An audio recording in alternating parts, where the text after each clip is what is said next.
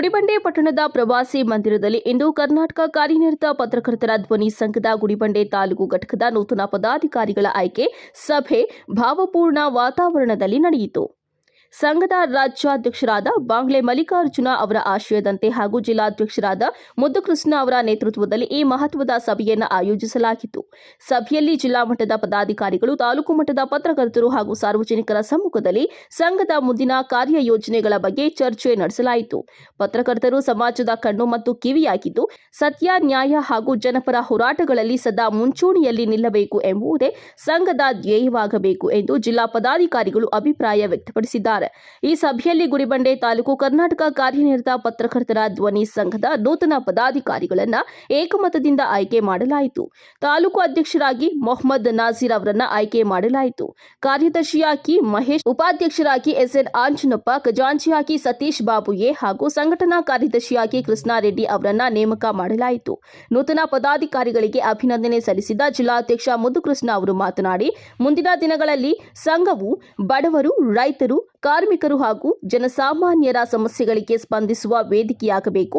ತಾಲೂಕಿನಾದ್ಯಂತ ಕಾರ್ಯನಿರ್ವಹಿಸುವ ಎಲ್ಲ ಸರ್ಕಾರಿ ಇಲಾಖೆಗಳ ಮುಂದೆ ಜನರ ಪರವಾಗಿ ನಿಂತು ನ್ಯಾಯ ಒದಗಿಸುವ ಕಾರ್ಯದಲ್ಲಿ ಪತ್ರಕರ್ತರು ಪ್ರಮುಖ ಪಾತ್ರ ವಹಿಸಬೇಕು ಎಂದು ಹೇಳಿದ್ದಾರೆ.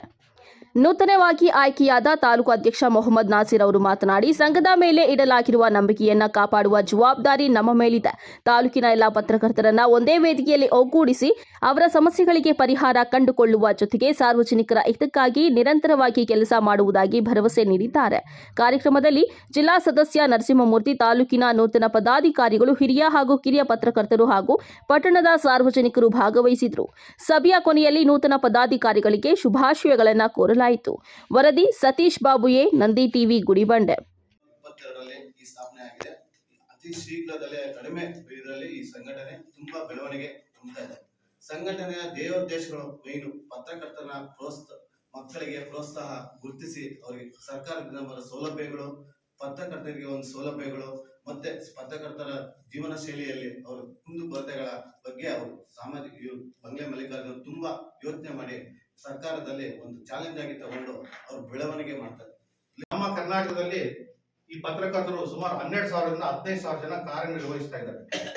ಇದರಲ್ಲಿ ಹಲವಾರು ಸಂಘಟನೆಗಳಿದೆ. ಕಾರ್ಯನಿರತ ಪತ್ರಕರ್ತರ ಧ್ವನಿ ಇರ್ಬೋದು, ಪತ್ರಕರ್ತರ ಸಂಘ ಆಗಿರ್ಬೋದು, ಪತ್ರಕರ್ತರ ಅಭಿವೃದ್ಧಿ ಸಂಘ ಆಗಿರ್ಬೋದು, ಈ ತರ ಹಲವಾರು ರೀತಿಯ ಸಂಘಗಳಿದೆ. ಅದರಲ್ಲಿ ನಮ್ದು ಕರ್ನಾಟಕ ಕಾರ್ಯನಿರತ ಪತ್ರಕರ್ತರ ಧ್ವನಿ ಸಂಘಟನೆ. ಇದಕ್ಕೆ ರಾಜ್ಯಾಧ್ಯಕ್ಷರಾಗಿ ಬಂಗ್ಲೆ ಮಲ್ಲಿಕಾರ್ಜುನ ಅವರು ಸ್ಥಾಪನೆ ಮಾಡಿದ್ದಾರೆ. ಈ ಹಿಂದೆ ಅವರು ಕರ್ನಾಟಕ ಕಾರ್ಯನಿರತ ಪತ್ರಕರ್ತರ ಸಂಘದಲ್ಲಿ ಹಲವಾರು ವರ್ಷಗಳು ಸೇವೆ ಸಲ್ಲಿಸಿದ್ದಾರೆ, ಹಲವಾರು ಕಾರ್ಯಕ್ರಮ ಮಾಡಿದ್ದಾರೆ, ಯಶಸ್ವಿಯಾಗಿದ್ದಾರೆ. ಈಗ ನಮ್ಮ ಸಂಘಟನೆಯನ್ನು ಸ್ಥಾಪನೆ ಮಾಡಿ ಸುಮಾರು 4 ವರ್ಷ ಕಳೀತಾ ಇದೆ. ನಮ್ಮ ಕರ್ನಾಟಕ ಕಾರ್ಯನಿರತ ಪತ್ರಕರ್ತರ ಧ್ವನಿ ಸಂಘಟನೆ ನಮ್ಮ ರಾಜ್ಯದಲ್ಲಿ ಸುಮಾರು 3,000ರಿಂದ 4,000 ಸದಸ್ಯರನ್ನು ಹೊಂದಿದೆ. ಎಲ್ಲಾ ಜಿಲ್ಲೆಗಳಲ್ಲೂ ನಮ್ಮ ಸಂಘಟನೆ ಇದೆ, ಎಲ್ಲಾ ತಾಲೂಕು ಕೇಂದ್ರಗಳಲ್ಲೂ ನಮ್ಮ ಸಂಘಟನೆ ಇದೆ. ಎಲ್ಲಾ ಕಡೆ ಸಂಘಟನೆ ಬಲಿಷ್ಠವಾಗಿದೆ. ಈಗಾಗಲೇ ರಾಜ್ಯ ಸಮ್ಮೇಳನಗಳನ್ನು ಯಶಸ್ವಿಯಾಗಿ ಮಾಡ್ತಾ ಇದ್ದೀವಿ. ಅದೇ ರೀತಿಯಾಗಿ ಕಳೆದ ವರ್ಷ ಬೆಂಗಳೂರಿನಲ್ಲಿ ರಂಗಮಂದಿರದಲ್ಲಿ ಒಂದು ರಾಜ್ಯ ಸಮ್ಮೇಳನ ಮಾಡಿ ಯಶಸ್ವಿಯಾಯಿತು. ಅದೇ ರೀತಿ ಚಿಕ್ಕಬಳ್ಳಾಪುರ ಜಿಲ್ಲೆಯಲ್ಲಿ ಸ್ಥಾಪನೆ ಮಾಡಿ 2 ವರ್ಷಗಳು ಕಳೆದಿದೆ. ಚಿಕ್ಕಬಳ್ಳಾಪುರ ಜಿಲ್ಲಾ ಸಂಘಟನೆಯಲ್ಲಿ ಮಾನ್ಯ ನಮ್ಮ ಸಂತೋಷ್ ಹೆಗ್ಡೆ ಸಾಹೇಬರು, ನ್ಯಾಯಮೂರ್ತಿಗಳು, ಸುಪ್ರೀಂ ಕೋರ್ಟ್ ಮಾಜಿ ನ್ಯಾಯಮೂರ್ತಿಗಳು, ಅವರು ಕರೆದು ಒಂದು ಕಾರ್ಯಕ್ರಮವನ್ನು ಮಾಡಿ ಚಿಕ್ಕಬಳ್ಳಾಪುರದಲ್ಲಿ ಯಶಸ್ವಿ ಆಯಿತು. ಅದೇ ರೀತಿಯಾಗಿ ಗೌರಿಬಿದನೂರು ತಾಲೂಕಿನಲ್ಲಿ ಸಹ ಜಿಲ್ಲಾ ಸಮ್ಮೇಳನವನ್ನು ಮಾಡಲಾಯಿತು. ಹೀಗೆ ಕಾರ್ಯಕ್ರಮ ಮುಂದುವರಿಸಿಕೊಂಡು ಈ ಹೆಸರಲ್ಲೇ ಇದೆ ಕರ್ನಾಟಕ ಕಾರ್ಯನಿರತ ಪತ್ರಕರ್ತರ ಧ್ವನಿ ಅಂತ. ಅದಕ್ಕೆ ಆ ಸಂಘಟನೆಗೆ ಒಂದು ನ್ಯಾಯ ಒದಗಿಸುವ ಕೆಲಸವನ್ನು ಪ್ರಾಮಾಣಿಕವಾಗಿ ಎಲ್ಲರೂ ಮಾಡ್ತಾ ಇದ್ದಾರೆ. ನೀವು ಇವತ್ತು ಬಂದಿದ್ದೀರಾ, ನೀವು ಎಲ್ಲರೂ ಕೈ ಜೋಡಿಸಿ. ಒಳ್ಳೆ ಸಂಘಟನೆ, ಉತ್ತಮ ಹೆಸರಿದೆ ಸಂಘಟನೆಯಲ್ಲಿ. ನಮ್ಮ ರಾಜ್ಯಾಧ್ಯಕ್ಷರು ಈಗಾಗಲೇ ರಾಜ್ಯ ಸರ್ಕಾರದಿಂದ ಪತ್ರಕರ್ತರಿಗೆ ಫ್ರೀ ಬಸ್ ಪಾಸ್ ಸಿಗ್ಬೇಕು, ಹಲವಾರು ಸೌಲಭ್ಯಗಳು ಸಿಗ್ಬೇಕು, ಮನೆ ಸಿಗ್ಬೇಕು, ಜಮೀನು ಸಿಗ್ಬೇಕು, ಅವ್ರಿಗೆ ಹೆಚ್ಚು ಸೌಲಭ್ಯಗಳು, ವಿಮಾ ಸೌಲಭ್ಯಗಳು ಸಿಗ್ಬೇಕು ಅಂತ ಈಗಾಗಲೇ ಹೋರಾಟಗಳು ಮಾಡ್ತಾ ಇದ್ದಾರೆ.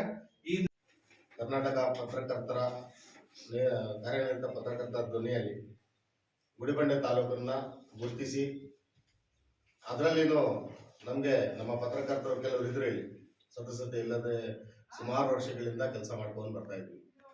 ಅಂತಹ ಸಮಯದಲ್ಲಿ ನಮ್ಮ ಮುದ್ಕೃಷ್ಣ ಸರ್ ಆಗಿರ್ಬೋದು, ಮೋಹನ್ ಸರ್ ಆಗಿರ್ಬೋದು, ನಮ್ಮ ಪುಟ್ರಂಗಯ್ಯ ಆಗಿರ್ಬೋದು, ಇವರೆಲ್ಲ ಸೇರಿ ನಮಗೆ ಬಾಬಾಜನ್ ಆಗಿರ್ಬೋದು, ಎಲ್ಲ ಸೇರಿ ನಮಗೆ ಗುರುತಿಸಿದ್ದಾರೆ.